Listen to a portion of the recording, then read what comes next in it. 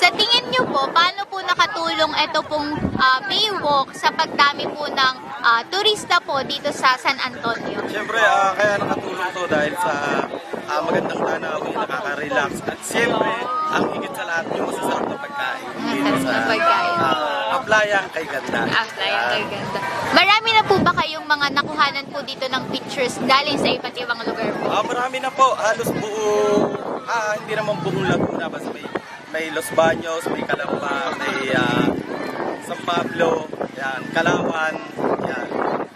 Ano pong masasabi niyo sa gusto pong bumisita po dito sa Aplayang kay Ganda? So ayun, para na sa Aplayang kay Ganda, sa sariwang hangin, siyempre masasarap na pagkain, at siyempre safety, masyal dito dahil maraming mga nagagala dito mga tanod para sa mga kaligtasan ng mga magagala.